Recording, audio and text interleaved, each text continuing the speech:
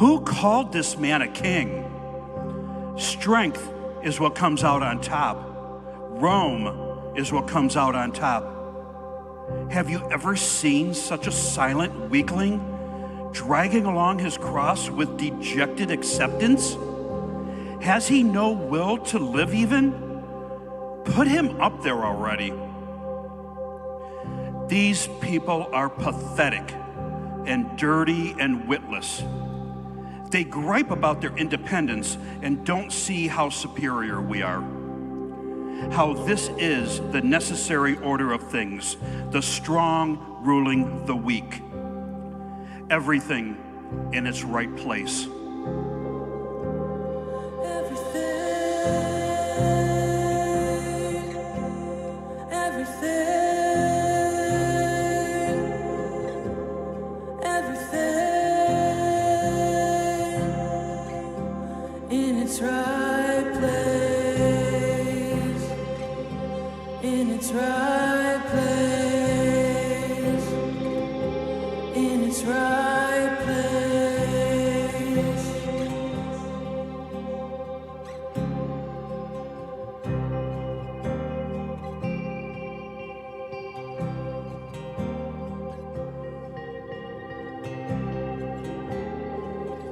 At last, order again. God, in his sovereignty, has stripped this impostor of his claims. This Jesus is laid bare. His grandiose promises are empty. The right place for a crown of thorns on that liar's brow. A king among people? Laughable. The Son of God? Heretical. Now things can return to normal. The sacred things under our supervision again. His life ebbing as the setting sun. All mortals have an end. See his mortality. But tomorrow will dawn without his upside down teachings, foolish disciples, and troublesome crowds. Order again.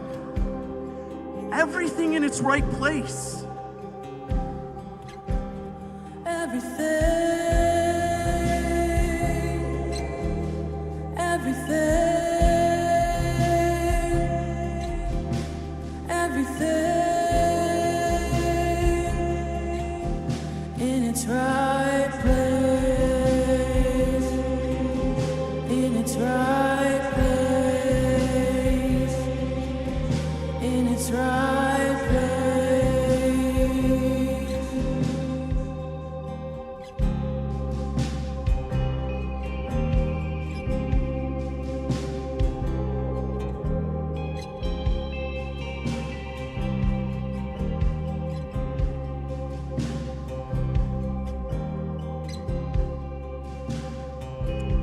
Have the temple walls fallen in?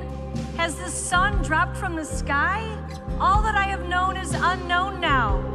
Every hope of mine is buried. Was I deceived? Did I deceive myself? Didn't I see him heal? Didn't my heart leap at his every word? Why beat the one who heals? Why accuse the one who's innocent and blameless? Surely God has forsaken us. Finally washed his hands. Nothing is right. The God of the universe bending down to the will of man, bowing and bleeding, never to rise again.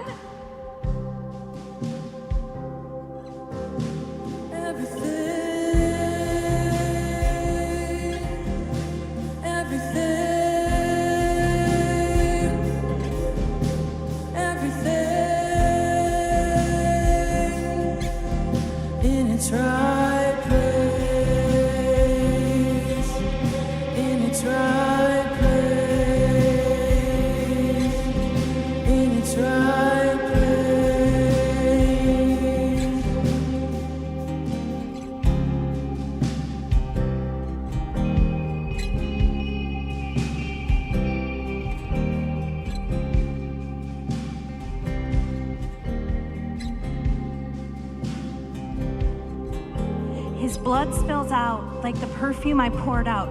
Nothing was too costly for my Lord. this is costing him everything. Didn't he say, in pouring this ointment on my body, she has done it to prepare me for burial?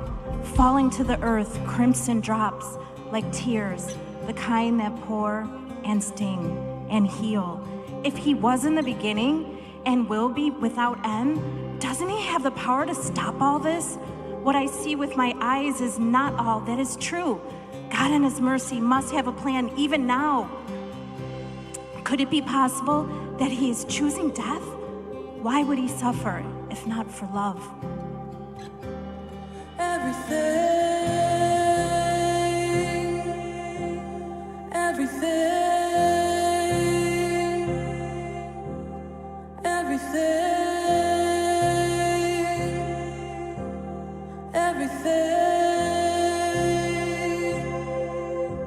In its right place, in its right place, in its right place, in its right place.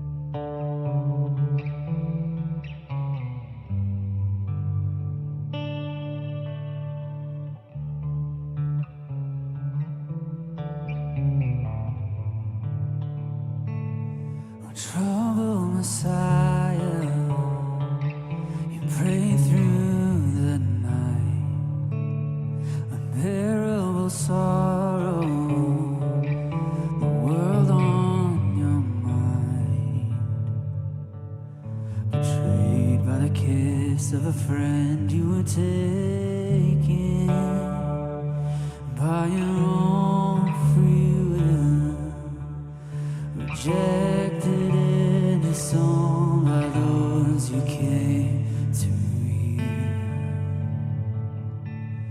Stripped of your clothes, you were mocked, you were beaten, made a king of fools, a crown of sorrow driven deep into your brow, yet you made no sound.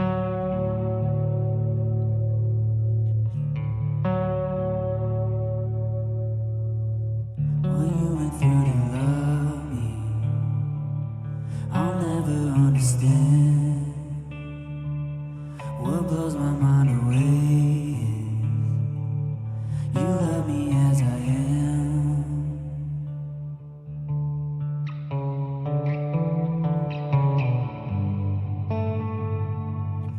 They call for Barabbas, a king for a thief, parading your kindness like rags through the streets. We're draped in the weight of the world on your shoulders as you climb that hill, a burden far too great for flesh and bone to bear. You stretch out your arms as you welcome those Roman nails.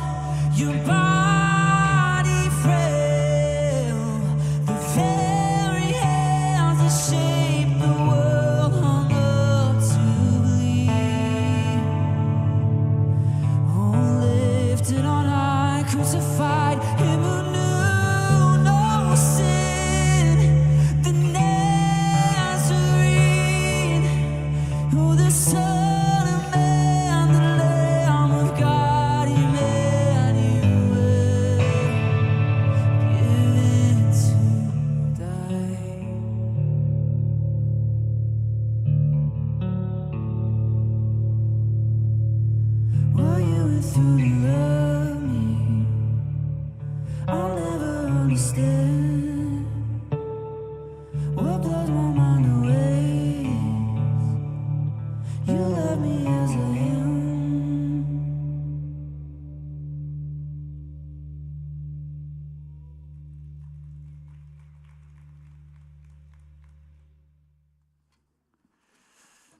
At this point on Good Friday, Jesus was dead,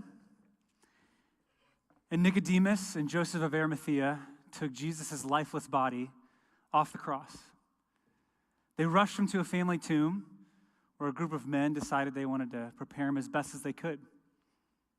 In Rome, Emperor Tiberius Caesar had absolutely no idea what had taken place in the armpit of the Roman Empire, a place called Judea where no guard, centurion, or general wanted to be stationed.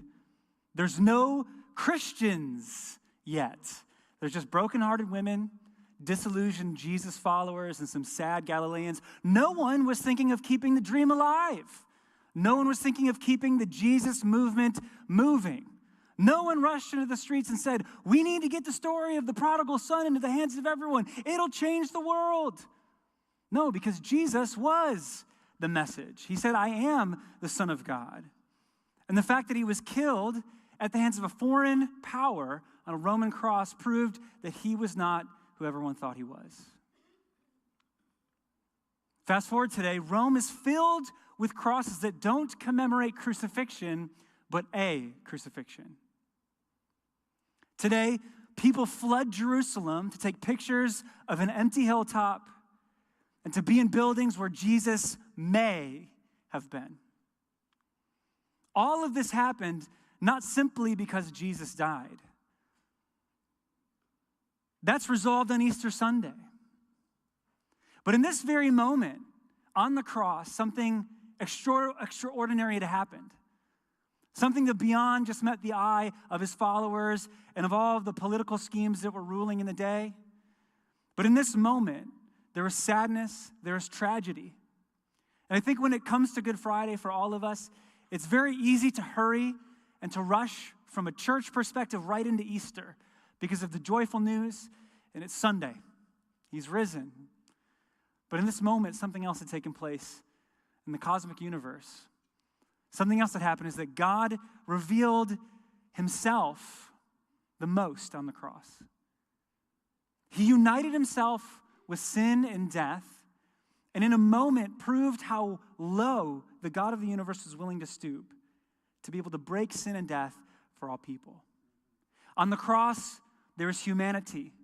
I love in the Greek, there's a word called sozo, which talks about to be saved. And this word, when it says in the scriptures in the New Testament, to be saved, it's not just meaning salvation or eternity. It's also referring to being rescued or to be healed. And so Jesus' sozo, or saving ministry, happened not just on the cross. It happened in his entire ministry. And something we can miss if we speed up the story of the cross too much is that there was a saving and a rescuing and a healing that took place even on the cross itself, between two other men who were beside him. A thief who was skeptical and scoffing, and a thief who was curious and humble and open. And so I want us to slow down as we focus on this story tonight, and let's slow down and imagine what it would have been like to be that thief next to Jesus. Let's watch this together. The soldiers drove us forward with their whips and insults. I found myself walking with other condemned criminals. The weight of the rough-hewn beam cutting into my back as I took each laborious step. It felt like forever, and my sleep-deprived, half-crazed mind began to reflect on my life. In reality, I'd wasted it. My dark heart took what wasn't mine. Stealing led to murder, and murder brought me here. The man beside me fell. The exhaustion, the dehydration, the torture had taken its toll. They were on him like a pack of wild dogs, cursing him, beating him. And when it was clear he could no longer continue, they went in search of some bystander that could help him with his cross.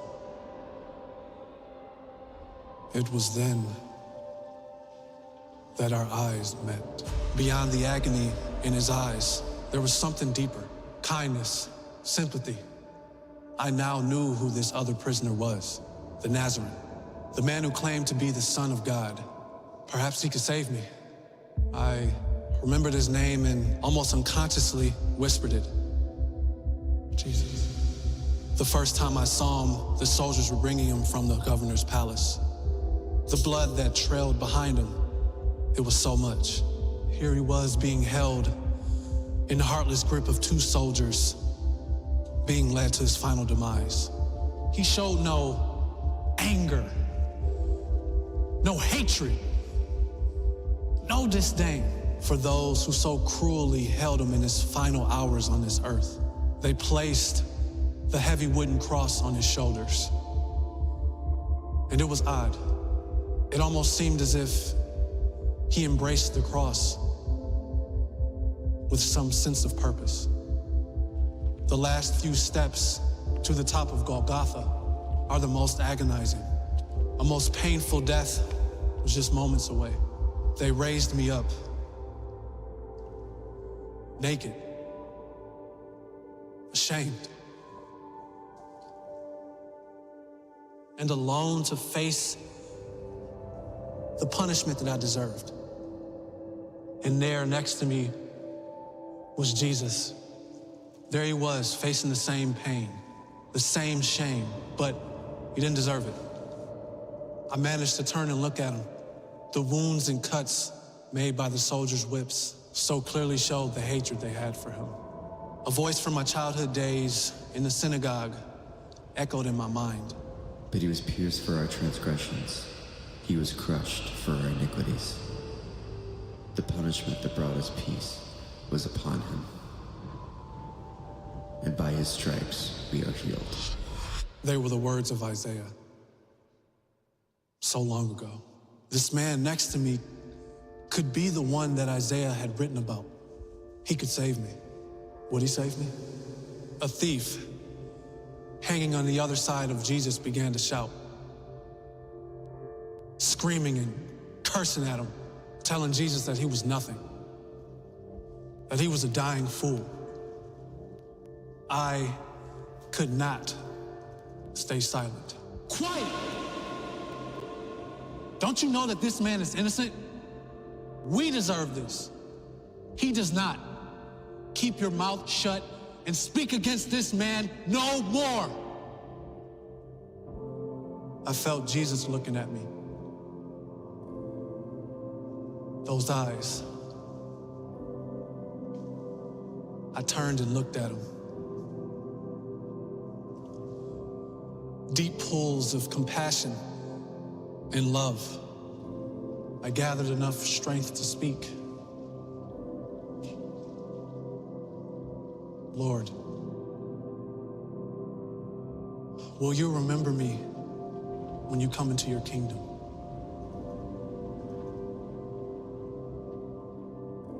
Today, he said, you will be with me in paradise. Not long after that, Jesus cried out with a loud voice and said, "It is finished," and breathed his last. He was gone. I knew in my heart there was peace beyond the pain and a hope that death would not be the end. With one last painful gasp of air, I felt my body give way, and my spirit was detached from its earthly dwelling. All sense of time and mortality fled, like darkness flees from the light of dawn. Suddenly, a hand reached for mine, a hand that I recognized. I grabbed that hand, and I will never let go.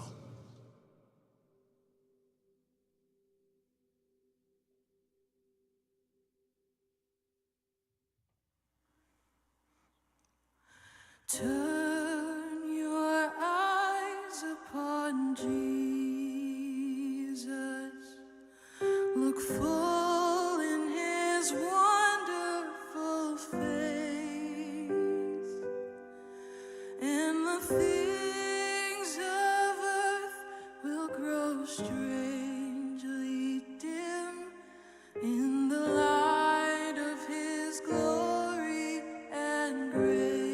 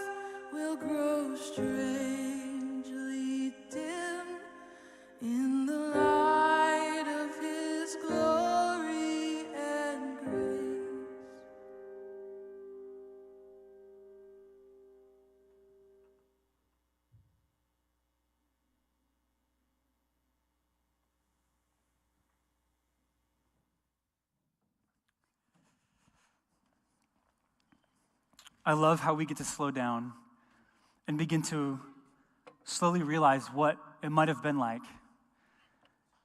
to see the living God in action, showing and expressing compassion and empathy in his eyes. I know for me, I think trying to remember the Good Friday event of the crucifixion, it can feel very intense. It can feel as intense as we've maybe experienced it since we walked in here and been here together. I think the reason why, and I'll be a little bit honest, I think it's because there's an extraordinary pressure to feel affected by the meaning of Jesus' death. There's an extraordinary pressure to feel somber, a pressure to feel overwhelmed by the bloody, gory, gruesome details of Jesus' mangled body on the cross. There's a pressure to feel euphoric and elated at the news and information that Jesus Christ died on the cross for our sins. And of course, right now, across the country, across the world, people are preaching messages that this is the best news you've ever heard in your life, that Jesus Christ died on the cross for your sins, and he offers forgiveness for everyone. And for many of us, we can hear the information, but there's something that feels a little bit more missing inside. Because for some of us, we grew up hearing this news over and over again, and maybe we began to pretend like it was the most central doctrine that ever influenced our life. But secretly, it maybe didn't. Others of us maybe profoundly at one point resonated with the cross. We were just overwhelmed by the illustration of God's love for us. But just while we were still dead in our shame and sin, Christ died for us, and it completely transformed our living. And then we also experienced what it's like to live a normal life and to be more concerned about what the stock market is doing and what our sports team is doing. And if you're like me, watching the prices of houses on Zillow go down, hopefully. For me, I don't know about you, but there was a time in my life where I felt like the cross needed to be the most important thing in my entire existence, and nothing else could take precedence over it, because it was about how affected I was, about how much it impacted me, because clearly this was the eternal God doing the hardest thing that could ever be done in the history of the world so that I could have life. And yet there was this shame and guilt I experienced as sometimes other things began to take over that sense. So there's a sense of awkward. There's a sense of dissonance. For those of us who've been following Jesus, and especially for those of us who are skeptics, that when we hear the information, it feels like now it's a competition to see who can be the most affected, or even for this, who can feel the most guilty that their sins put Jesus on the cross. And so today, what I want to share is I do not believe the point of the cross is a competition to see who can feel the most guilty. I do not believe the point of the cross is for us to simply reflect on the traumatic event for the sake of reflecting on a traumatic event. I believe the point of the cross is actually the relationship that was born from it, what is possible because of it. I try to think just for a moment, what's the most painful thing a human being can go through? And clearly above and the rest, childbirth, right? Childbirth. For me, my wife and I, just like Pastor Adam, we welcomed our second baby girl into the world 4 weeks ago. Thank you. Thank you. I said thank you before you started clapping so that you would clap. It worked, and we're very excited. We're slowly collecting our sleep back. But, it was just mind-blowing to me because for 9 months, a mother, your world, by second, you are suffering for this baby. Your hormones are changing. Your body is changing. And then your reward for this 9 to 10 month constant sense of labor is the excruciating trauma of childbirth in a hospital with a bunch of people who see you at your most vulnerable moment. And then your reward for doing that is to not even sleep that night, and then have people interrupt you every single hour, and then your reward for that is to not sleep the next night, and the next night, and the next night, and then your reward for that is to be a permanent food dispenser, and then your reward for that is a husband who tosses and turns and then complains about it. Childbirth easily, in my opinion, is the most painful traumatic event. So can you imagine just for a moment if every single day we tried to remind our children of how traumatic it was for our wife? Now, before you watch Bluey, we just have to spend a moment for the unimaginable hours your mother spent during labor and having you so that you could be here. Oh, so you don't want to hear about the blood that was poured out for your life? Honey, come here. Show them your wrists where the ivy bags pierced your skin, honey. We don't reflect on trauma for the sake of reflecting on trauma. The point of the birth is who was born. The point of the birth isn't so that we can sit around and feel how guilty and ashamed, although I did mention this idea to my wife and we figured we'd hire a production company to make a professional video about the reenactment of their birth so they can celebrate it every year on their birthday the same way we do with Jesus and Good Friday. So she liked the idea because I think it would give some homage, and I'm sure mothers in here. But look, I'm not here to be trivial about the pain or the impact of what happened for Jesus on the cross, the same way I wouldn't be trivial about what it's like to be a mother or a father or a parent or even an adopted parent. But what I can say, though, is I think there's something more that happens beyond the cross than simply trying to remember, recall, and just become somber and overwhelmed by the trauma of the cross. And so when it comes to the cross, the point is that it truly revealed the best picture and expression of God, a forgiving, loving, compassionate one. And I think we see this in this story of the two thieves who were on the cross. Now, in this time in Israel, there was a lot at stake when Jesus claimed to be the Son of God, because Yahweh, the God of the Old Testament, he was pretty strong that we are a one-God religion. We are monotheistic. And if you dare worship other foreign gods of other nations, I'll bring them right across your border so you can get a nice up-close look at them. And you'll see how much you like those gods. So the people of Israel, when they saw Jesus begin to make these claims, they begin to say, I've seen this movie before, and I'm out. I'm not going to be worshiping this Jesus guy. However, there were these echoes of a suffering servant or a Messiah been promised in Daniel and in Isaiah that maybe would remove the suffering of Israel from the nation. Think of modern day Russia and Ukraine. What if there was a leader that overcame the Russian occupation and sent them back to Russia? This is what Israel wanted, to send the Romans outside of their borders so that they could be the political world power that they used to be in the times of King David and in King Solomon. And this is what they hoped Jesus might be. But to do it, it almost seemed like this suffering Messiah, anointed one, claimed that he might be one with God. And you begin to see this tension already in the crowd, because for people who rejected that notion, they had to kill him because it was blasphemy. You were claiming to be God. And in fact, they just wanted to keep the peace in the Roman Empire, so we just got to kill him anyways. And so you see people mocking him, spitting him, calling him the king of the Jews, and he can't even get off the cross. The Roman soldiers spitting and mocking him as well. And then you see onlookers who are devastated and who are sympathetic because there's a part of them that hopes that this is the person that God promised. And so it says this in Luke chapter 23. 2 other men, both criminals, were also led out with him to be executed. When they came to the place called the Skull, they crucified him there along with the criminals, one on his right and one on his left. Jesus said, Father, forgive them, for they do not know what they're doing. And they divided up his clothes by casting lots. And the people stood watching, and the rulers even sneered at him. And they said, he saved others. Let him save himself if he's God, the Messiah, the chosen one. And then one of the criminals, hanging beside him, scoffed. So you're the Messiah, are you? Prove it by saving yourself and us too while you're at it. This begins the two postures I think we can have towards Jesus. The first of which, we're saying the skeptical and scoffing posture. I think this covers the people in this room or who are watching on stream. It covers the people who grew up with the stories of the Bible but have rejected the stories of the Bible. The people who have heard all the stories but just don't believe that they're truth, or nor that they apply to them, nor that they have authority over their life. They feel the Bible is outdated and antiquated. This covers the believer who's become hardened by the evil and suffering and trauma that they've personally faced.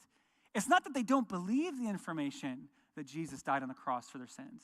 It's just that it doesn't matter in light of the pain they find themselves in the current moment. And so the idea that this is the best news and it should change everything for their situation feels a little bit insulting. If I'm honest, probably for the past 3 years, I've identified with this first posture of being skeptical and scoffing. Because since the pandemic, part of my job working here with young adults, right when the pandemic happened, 6 months later, about 75% of the larger young adult ministry we had grown vanished. And we had about 30 leaders that were serving, and that number went all the way down to 0.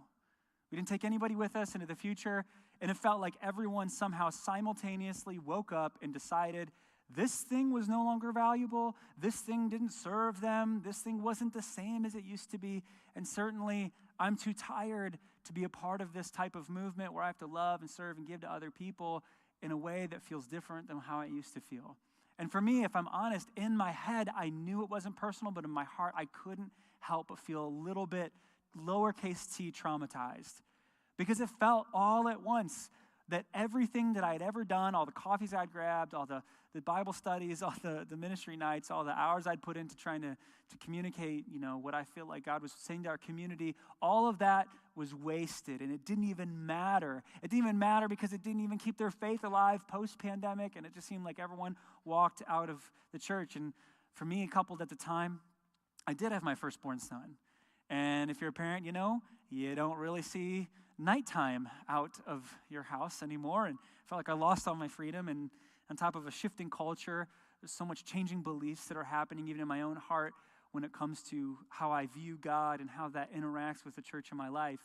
I went through a pretty big season where I was very skeptical at God, because I said, here you are, master of the universe. What was the point of all this, and what's the point of it anyways? Why should I work so hard? Why should I try so hard? If I'm honest, there was so much of me that just coasted and coasted and coasted, even though I had the opportunity to impact people's lives. But that's just my sob story, right? Like, that's nothing compared to the young adults I talk to. Because there's young adults who I talk to who experience a lot of assault, a lot of sexual assault, many who have even admitted to me from their own family members, others who experience depression. People we've known in our ministry have taken their lives, sadly. We've known families who are impacted by the school shootings that took place at Oxford, on top of just the normal anxiety of being single in your 20s and not knowing if you're going to find someone for the rest of your life and worried about where God is inside of all of this. It just kind of feels a little bit insulting or convoluted to say, hey, Jesus is enough. The cross is sufficient for your needs, and just trust in him. Well, it's hard to say that when it didn't matter when I felt assaulted. It didn't matter when there was violence. It didn't matter in all these other places. And so even though I can believe the information is true in my heart, I feel distanced and jaded from it. So are you someone who feels skeptical and scoffing? Maybe you wouldn't have put those terms, but maybe that's the thief you find. It's like, Jesus, get off your cross. Jesus, come down from heaven. Fix the situation. And the second posture is the other criminal in a different position. It says this in Luke chapter 23, verse 40. But the other criminal protested, don't you even fear God? I'm freaked out by God. Even when you're being sentenced to die, we deserve to die for our crimes. But this man hasn't done anything wrong. And then he said, Jesus, remember me when you come into your kingdom. And Jesus answered him, truly I tell you, today you will be with me in paradise. This posture is humble and hopeful. This represents those of us in the room who have lived this life of shame and despair. We do believe we ought to suffer the consequences of our actions. We do believe our kids shouldn't look us in the face. We do believe our spouse should leave us. We do believe that our life is the way it is because there's something about us that's the problem. And maybe we've started coming back to church as some sort of desperate attempt to find this Jesus and reclaim this love and forgiveness that he offers. Now, here's the plot twist. You might look at both of these postures and think there's a bad posture and a good one. Or there's one posture that Jesus celebrates and one that he doesn't, right? But here's the thing. Over and over, we see that the enemies of Jesus are the ones who are actually being the recipients of grace, as well as the person who's humble and curious. Meaning this, the skeptical and scoffing criminal still gets covered in the same forgiveness. Father, forgive them, for they do not know what they do. As the Roman foreign enemies that were nailing him to the cross. See, I think the point of the cross is that you could be killing God himself and he would still show forgiveness. I think about Judas Iscariot, a good friend to Jesus, that when he showed up to betray Jesus, Jesus looks at him and says, friend, do what you came to do. Even you could be betraying God and he would still be offering friendship to you. This is the point of the cross. Not that we highlight the trauma and have a guilt competition, but rather it's about even in the moment of his own death, there's compassion and forgiveness, and that this is the truest form and idea and picture that we have of God. See, I believe there is a huge misconception about Good Friday. Because what if the bigger part of the cross was love and it wasn't necessarily about wrath? What if the bigger part was about love and not about wrath, right? Here's what I mean. God the Father did not kill Jesus, his son, to save people from himself. Let me say it in this way. God did not commit child murder of his own son so that he wouldn't have to torture his other children. The God you're thinking of is called Molech, and he was a god of the Old Testament that the Canaanites worshipped, who made his people pass their children through fire so that he wouldn't be so angry anymore. So, Jesus, he died to defeat sin and death. The payment was to sin and death. And if you're unfamiliar with sin, let me just give you a working definition. Sin is the thing that kills things. Sin is the thing that destroys the children that God loves. It's the thing that impairs intimacy and marriage. It destroys the sacredness of life. It's what destroys trust. It's the thing that begins to destroy and hurt God's children whom he loves. It's the behaviors and attitudes and the ways of coping that we use, that we do when we want to feel loved, but end up harming ourselves instead, or the people that God loves. See, I'll be honest, for a long time I hated the idea that I felt like God was offended by my sin, or that he was surprised by my sin. Because I said, God, it's not such a big deal. I mean, everybody does it, right? It hasn't hurt anyone. And as I've gotten older, I've realized that sentence has a ... It hasn't hurt anyone, ... yet. See, I love how Jesus puts it. He says, the sin isn't committing murder. It started when you were angry with your brother, because anger with your brother leads to murder. The sin isn't cheating on your spouse. It's actually when you committed lust, because that leads to cheating on your spouse. See, sin is a thing that begins to destroy things, and it begins to destroy the person sitting next to you. I love the verse in John 3:16, for God so loved the world, for God so loved you and the person sitting next to you, and the you that cheated on you in high school, and the you that's your coworker, and the you that's your boss, and the you that's your ex, and the you that doesn't want to look you in the face anymore because they're a teenager, right? For God so loved all of the yous that he died for even the person sitting next to you and the person that you don't like. See, I didn't understand this until I was a father of two. I'm not going to lie. Because my first son, he couldn't do anything wrong. And I'm like, see, God, I knew so. I know you aren't so offended because I understand what it's like to be a father. And I don't hold things against him. And I think his behavior is fine. I'm not going to freak out about some of the wrong things until I had a second kid, and our little newborn baby starts crying in the car seat, and my other son comes over and just begins to smack her in the head. And that's when I said, oh my gosh, I also love her. Stop. See, I think for some of us it goes, it's okay, it's fine. But here's the thing, for God so loved all of the yous and the people sitting next to you that he wanted to eliminate the thing that begins to kill things. He wanted to begin to eliminate the force and the power of death itself in life. And so Jesus went to the cross to unite himself with the force that kills for it to be killed. Let me put it in a different way. Jesus went to the cross to kill the thing that kills things. Is that clear? See, I think about the movie Men in Black. You know what I'm saying? Will Smith, Tommy Lee Jones. Like Tommy Lee Jones, there's this one scene where like the alien's attacking him and like he begins to swallow him and like Tommy Lee Jones is like in his mouth. He's about to get eaten. And Will Smith goes up and slaps him in the face. He says, get Tommy Lee Jones out your freaking mouth. I'm kidding. That was a different scene. I'm thinking of which one? Oh, no. Tommy Lee Jones, he gets swallowed by the monster, and in the stomach, he has a weapon, and he destroys the monster while he's in it. See, that's kind of what happened with Jesus. Sorry for the use of analogy here, but Jesus had to engage and unite himself with the thing so that he could kill the thing. And because he's God, God can't die. And so God had to break death itself and the curse of death. And so even though it's not that our physical bodies will just stay alive forever, it's that our spiritual bodies won't have to be enslaved to the force and the thing that kills things in our heart and soul. And this applies in an eternal sense as well. In fact, if you don't believe me, you can trust Paul. In Romans 6, this is exactly how he says it. He says, so we know that our old sinful selves were crucified with Christ so that sin might lose its power in our lives. We are no longer slaves to the thing that kills things. For when we died with Christ, we were set free from the power of sin. Death no longer has any power over Jesus. And so when he died once to break the power of sin. Jesus' death was not about the trauma of death, though it's part of it. It's about what gets to be reborn in all of us. And so whether you're the person who's skeptical or hopeful, we all have two choices, I think, to make about sin. The first of which is if we choose to say, you know what, I don't know, there's a force that feels really good, and it's this thing called sin that, it might kill things, but it feels good.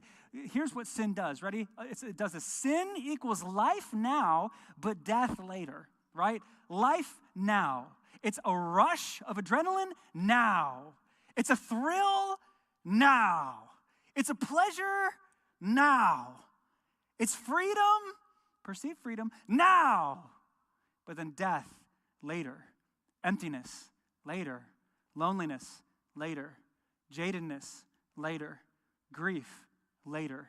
Disillusionment later. Or you can choose grace, which grace means death now, but life later. Sacrifice now. Choose humility now. Be vulnerable now. Forgive now. Surrender now, so that you can have joy later, peace later, richness later, fulfillment later. I'll be honest, if you are the skeptic and scoffing here today or watching online, I just want to validate you. I want to give you permission. I don't believe that you're crazy for feeling skeptical or to scoff at Jesus and this information of the cross and how it should change everything for you. I don't believe that hearing it will necessarily change your life, because it's not witchcraft, it's not mysticism. It won't change your trauma. It won't rearrange your situation immediately. But the cross is about how this event points to a person who wants to restore life in relationship. It reveals the ultimate expression of who God the Father is like. It's not about revisiting the trauma of the cross. It's about what gets to be born in light of the cross. And here's the thing, if you are someone who feels lost inside of yourself, you feel hardened by the pain and the trauma that you have gone through in your life, I love this line from the thief, and I think it's more heart-centered for me, but the thief, when he cries out to Jesus on the cross, he says, Jesus, remember me when you come into your kingdom. And Jesus says, I'll tell you, you will. You'll be with me in paradise. And my heart to tell you is that Jesus remembers you. I think we can shame this posture that says, like, your time's gone. Are you going to choose? But no, here's the thing. I think the moment, even if we're skeptical, Jesus remembers us. Because I think there's a part of all of us in our heart of hearts where we don't want to be forgotten. We don't want to be lost because we've lost ourselves in this life. You know, being a father, I love those children's books because, man, those can make you weep. And there's one book that my wife and I love, and it's called I'd Know You Anywhere by an author named Nancy Tillman. And the premise of this book is the author is this mom in the book, and each day her son wakes up and decides he wants to be someone different, like a lion, a tiger, a koala. And in every page she says, but I'd still recognize you. It's undeniable. Like, you could never change too much for me. And I wanted to read you a few pages from the book. She says this: there are things about you quite unlike any other, things always known by your father or mother. So maybe for you, I want you to think of your own children, or maybe your parents, or maybe even this is from God. And so if you decide to be different one day, no worries, I know you anyway. If one day we're walking and talking just us, when you're abracadabra, a rhinoceros, I might be surprised, but just for a while. But I know it was you by your magical smile. If early one morning you put on your socks and declare, today I'm a little red fox, I'd say, my, that is quite a disguise, but I'd know it was you by the gleam in your eyes. And if one fine day you got bored and you said, today I'm not me, I'm a lion instead, even if I'd never heard it before, I'd know it was you by the sound of your roar. Can you roar for me? See, I knew it was you. I'd know you by heart, so my heart never misses. I'd even know you by your whiskery kisses. Whatever it is you imagine to be, I'll just be so proud that you belong to me. I'll kiss every whisker and smooth every hair, because child of mine, I'd know you anywhere. There's this eternal part of us that never wants to be lost or forgotten. To be remembered that even if one day our life was too hard and we didn't want to be us anymore and we wanted to give in to the thing that kills things, God would still know it was us. Even if my son one day said, I don't want you to be my dad anymore, turned into a hearted man, I'd still know it was him. You could be scoffing on a cross next to Jesus and he would still see you and know it was you. The same way that Jesus knew the entire life of the woman at the well, how many marriages she had, and preached the good news of who he was to her. The same way that he knew the plot of the Pharisees, he knows every hair in your head. He knows everything about your life. He remembers you. He knows all about you. And so even if you feel skeptical and hardened today, and there is no reason for you to believe in the message of the cross, there's no reason for you to trust the lordship of Jesus. Jesus remembers you. He'd say, my, that's quite a disguise, but I'd know you anywhere. And for all that I know we aren't sitting here to remember a traumatic event for the sake of remembering it. Jesus, when we take communion, says, do this in remembrance of me. So on the way in, you receive some communion, which simply represents this day, what gets to be born in light of the death, what gets to happen in our hearts, what gets to happen that we are no longer enslaved to the spiritual force that kills things in our lives, that when we enter into relationship with Jesus, something different happens. There's a new law of spirit and of life that takes over, a new law that has a legislation of love. So as we sing and reflect in this next song, I want you to take this communion at your own discretion. There's no rules we have here, just at your own discretion whenever you decide you want to, as you reflect and as you worship and as you remember. He'd know you anywhere.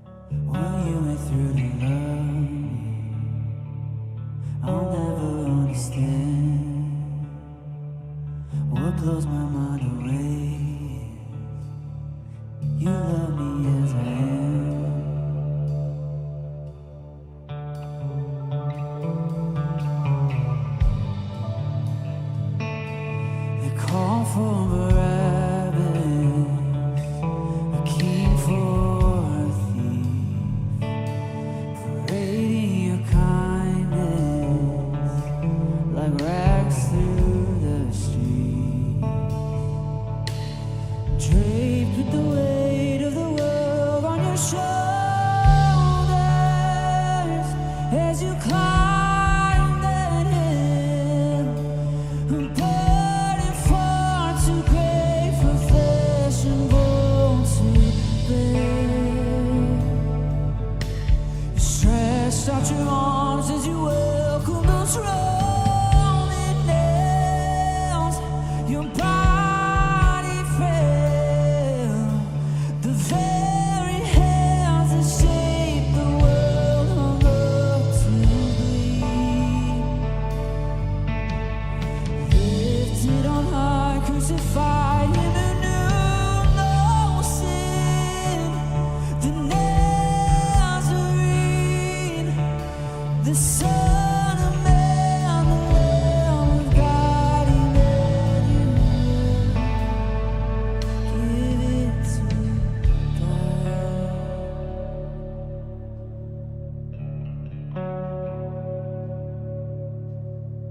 What you went through to love me, I'll never understand. What blows my mind away, you love me as I am.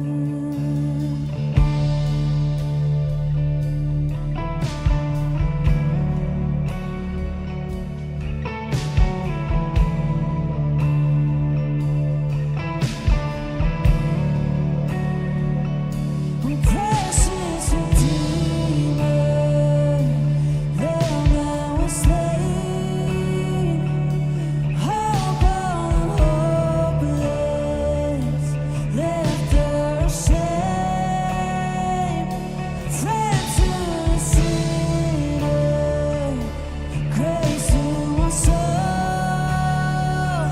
And death is defeated. No, my sin is gone, and I'm blown away. And I'm blown away. Crushed by the weight of the world that you came to save. You took my place. Your blood is rivers flowing freely to where I belong. Yielding your spirit, you led on a holy cry as you gave your life. Oh, Eloi, Eloi, lama sabachthani. Oh, my Jesus Christ.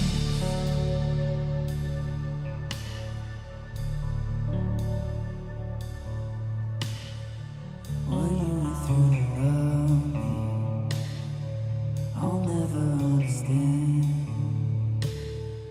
What blows my mind away, you do it all again.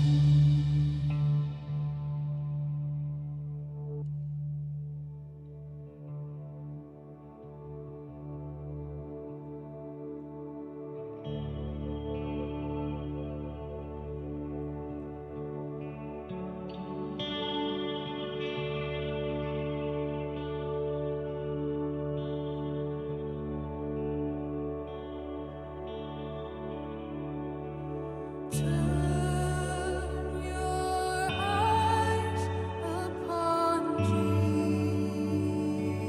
Jesus. Look for in His wonderful face, and the things of earth will grow strangely dim in the light of His glory and grace. Turn your eyes upon Jesus. Look full in His wonderful face, and the things of earth will grow strangely dim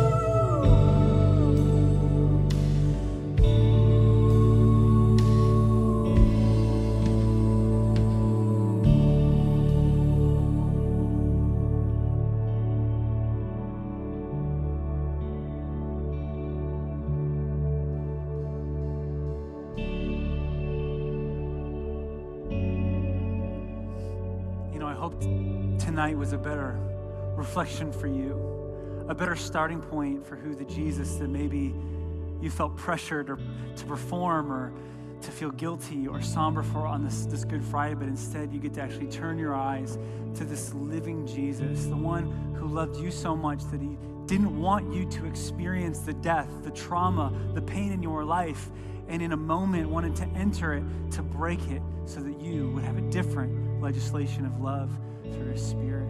And so we're so thankful that you came out for a Good Friday, and we're so excited to invite you back for Easter services. We have a lot of our service times that can be found online and Instagram as well. Thank you so much for joining us. If you're new with us, please stop at our hub. We'd love to get to know you and make this bigger place feel small. Take care, everybody. See you on Sunday. And tomorrow is Easter.